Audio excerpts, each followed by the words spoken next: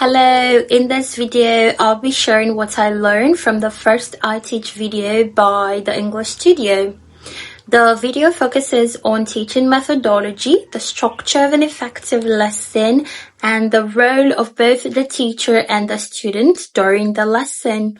The lesson is a period of time where the student should get the maximum result. During this time, the student needs to learn new material, revise previously learned materials, and begin to use the language automatically. The goal is for the students to be able to speak English quickly, respond to questions quickly and correctly without overthinking the words, without trying to remember the words. The role of the teacher is very important, and the main task of the teacher is to make the students speak. Students are not in the lesson just to learn vocabulary and grammar theoretically. They need to combine vocabulary and grammar and use them in real communication. This means the teacher should focus on helping students form sentences, answer questions, and develop strong speaking skills. Students should speak as much as possible and learn to respond naturally and fluently. When preparing for a lesson, there are several key elements the teacher must consider. The first is the goal. The teacher must clearly define what the students will learn during the lesson. This could be a grammar topic, vocabulary, or speaking focus. The second is the content. The content of the lesson must match the goal.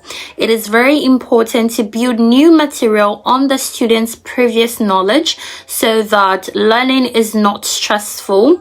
The teacher should introduce grammar rules and ensure students write them down in their copybooks for revision. After practicing the exercises and translating sentences, students must create their own sentences using the new grammar and the vocabulary they already know. They have to create their own sentences using what has been taught in the lesson. This helps them actively use the language instead of just listening to the teacher speak and just learning. It actually helps them use it in real life situations.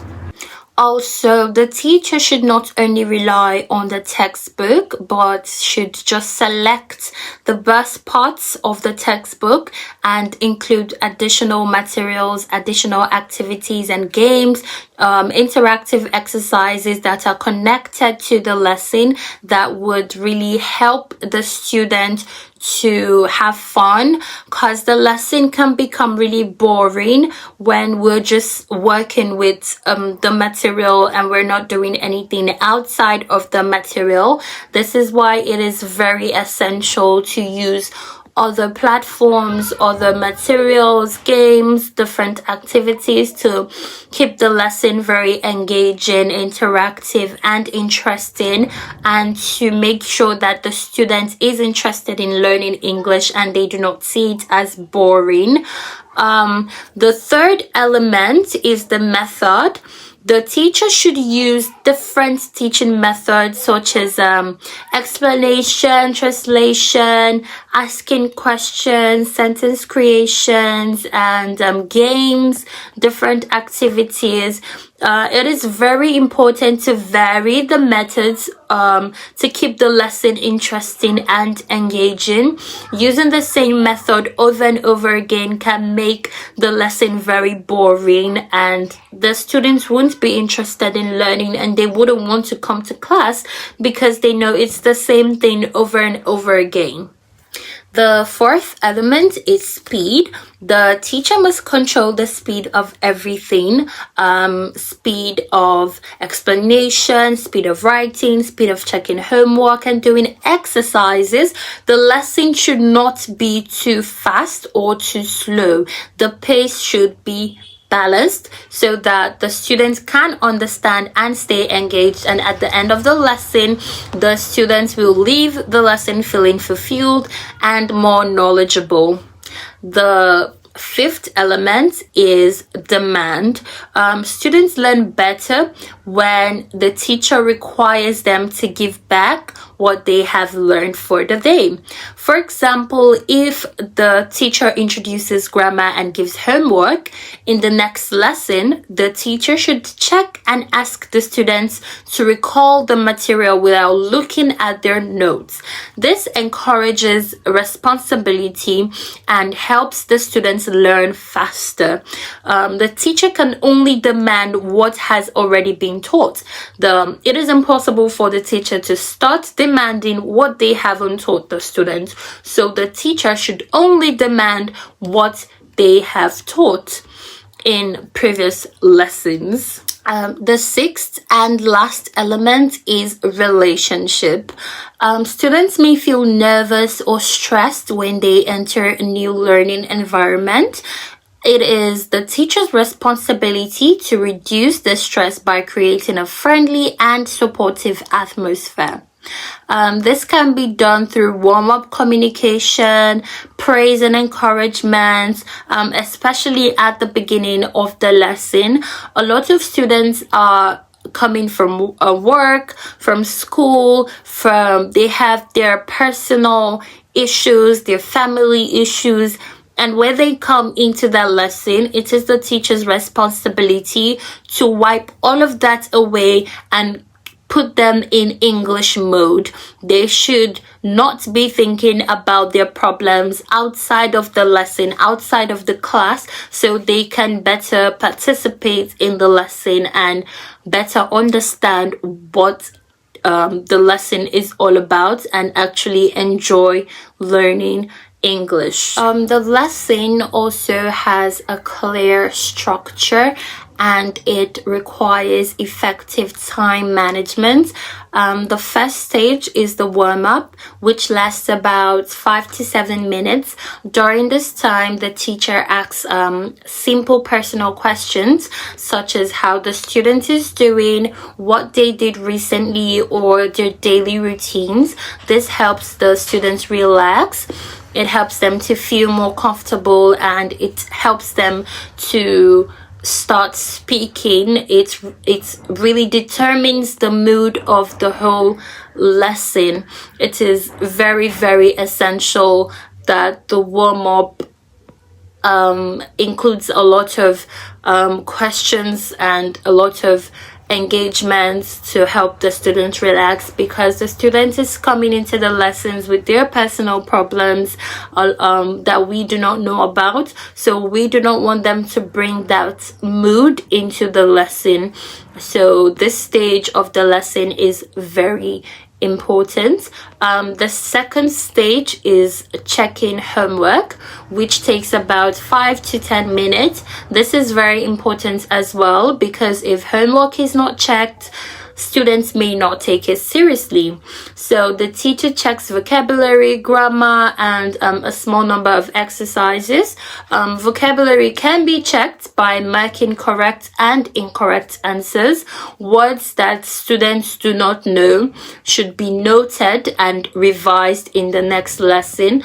If students don't know some words that were given to them in the homework, those words should be noted down in the minor section, and the words will be given to the students to take back home and work on and revise, so it can be revised in the next lesson. It is also very important not to overload the students with too many words. The number of words should depend on the student's age and level. Giving too many words can lead to poor retention, because a lot of in fact, most students cannot remember those words. They will only learn those words in the moment, and after the lesson they cannot remember anything. So it is very essential to give these words based on the student's age and level. And even if the student says, oh, I can do it, give me all the words, give me more words, it is important to say no, to not give them all those words and just give them for like students that are 5 to 7, you give them like 2-3 words to learn, and then students 10 to 15 or thereabout, you give them 5 words to learn. So you do not bombard them with lots of words to learn, so that they can remember those words and actually learn them, not just learn them at the moment and then forget about those words. The third stage is the main part of the lesson, which lasts about 30 minutes. At this stage, the teacher introduces the goal of the lesson and focuses on teaching new material. This includes explaining grammar, practicing with exercises, and encouraging students to speak. Students should actively participate by answering questions and creating their own sentences.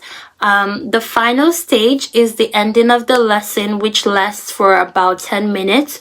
During this stage, the teacher reviews the lesson by asking questions that are relating to the lesson, not just questions like, oh, so what did you learn today?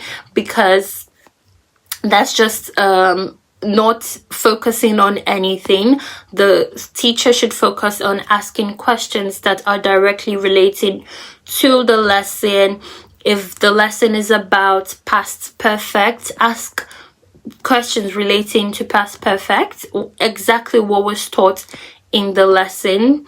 Also, this is the stage where the teacher gives feedbacks, corrects mistakes that were made during the lesson should not be corrected immediately, but after the lesson. Also, this is the point where the teacher praises the student, this is the stage where the teacher also assigns homework, and it is very important that the teacher tells the student the homework and watch the students write the homework down in their copybooks to avoid saying, oh, I forgot my homework, or oh, I wasn't given any homework. By doing it this way, by letting the student write it down in their copybooks, it helps to make sure that they know that they have this homework and they have to do this homework. So overall, the video emphasizes that an effective lesson should be structured, interactive, and focused on speaking. The teacher should guide the student, maintain a good pace, use different methods, and create a positive learning environment to achieve the best results.